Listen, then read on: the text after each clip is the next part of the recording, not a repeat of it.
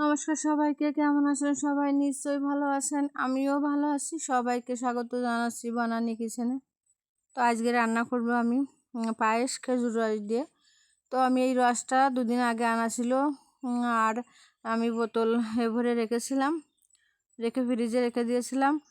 তারপরে এই যে আজকে রান্না করবো, এই জন্য ফ্রিজ থেকে বের করে নিলাম। নেওয়ার পরে কিছুক্ষণ রাখলে এই যে রসটা কিন্তু এখন গলে গেছে। এখন একটা হাঁড়িতে ঢেলে আমি চুলায় জাল ধরিয়ে বসিয়ে দিয়েছি। আর এখন রসটা আমি কিছুক্ষণ জাল করে নেব।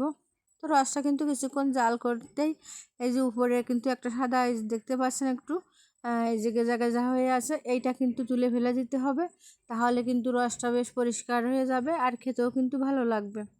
তো এটা কিন্তু আস্তে আস্তে জাল দিতে হবে আর এরকমভাবে ফেলে দিতে হবে। তাই এটা কিন্তু একটা পাত্রে রেখে দিয়েছিলাম, আর এর থেকে কিন্তু অনেকটা রসও আবার পরে বের হয়, তো সেটাও আবার দেওয়া যায়। দেখেন আমি কিন্তু বেশ কিছুক্ষণ এভাবে জাল করছি, আর এই যে উপরের এই গেজা ভাবটা কিন্তু ফেলে দিচ্ছি।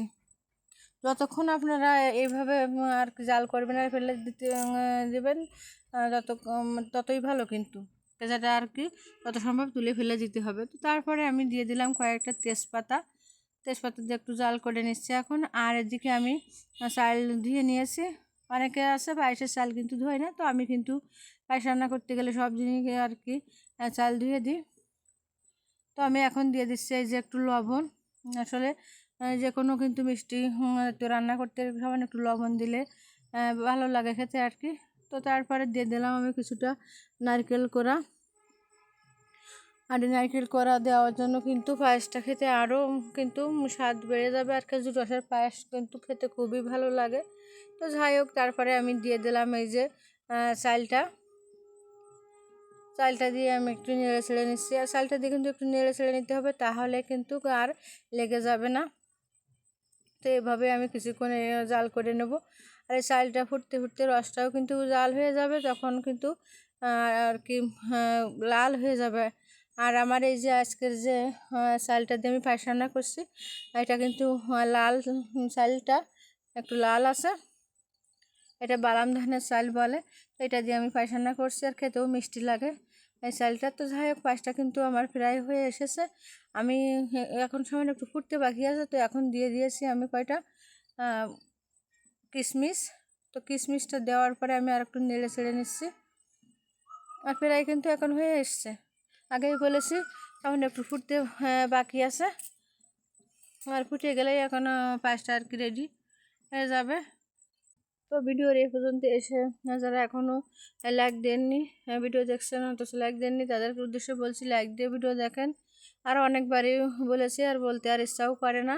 আপনারা কমেন্ট করেন কিন্তু লাইক দিতে ভুলে যান কেন জানি না।